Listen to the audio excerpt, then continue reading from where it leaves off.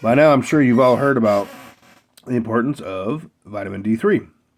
It's been talked about a lot over the last couple of years. Are you taking it? Are you getting enough? Are you getting enough sun?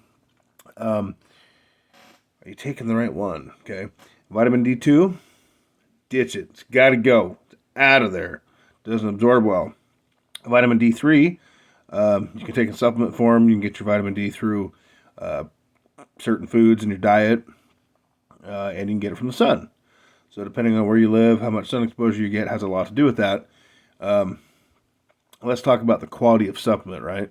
A lot of people are doing it wrong.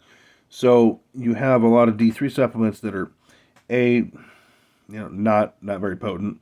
Um, I take upwards of 10 to 15,000 IU's a day, sometimes 20, sometimes 5. Generally, I like to keep it around 10. Um, it's a hard one to absorb. It's a fat soluble nutrient, so you need to take it with a meal that contains fat. Uh, I don't think a lot of people understand that.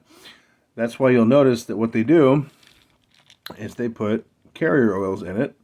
A lot of them use cheap stuff like sunflower oil, uh, cottonseed oil sometimes, soybean oil. Ditch those. Get a quality supplement with coconut oil, olive oil. This happens to be, what is this? This is, I believe it's 5,000 IU's. Yeah, it's 5,000 IU's per soft gel with coconut oil.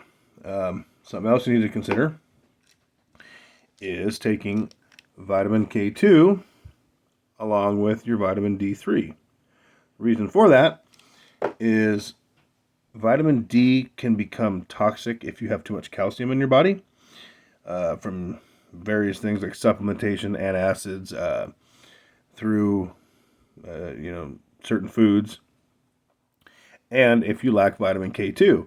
What the vitamin K2 does is it decalcifies your arteries, your blood, and your kidneys so you don't get kidney stones. And it puts that calcium where it needs to go, which is, can anybody guess? Your bones. So that's really how we keep calcium from creating our D3 to be toxic. Now, if you are a bleeder, you may not want to do this next step.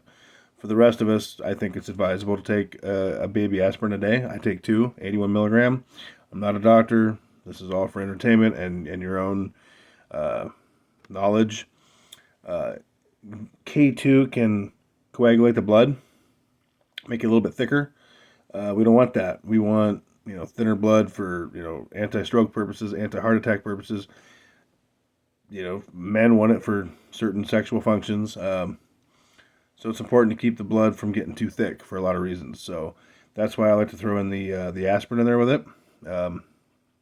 It's a useful trio. If you don't have enough vitamin D in your body, a lot of things can happen. Your immune system can be affected. Your muscles can get sore for no reason. Your bones can even be sore.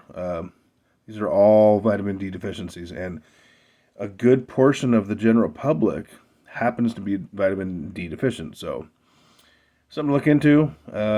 Since I've been doing it, and it takes a while to really get your levels up, and you have to be consistent. But I got to tell you, it's done a lot for me, and give it a shot. Maybe it'll help you. Later.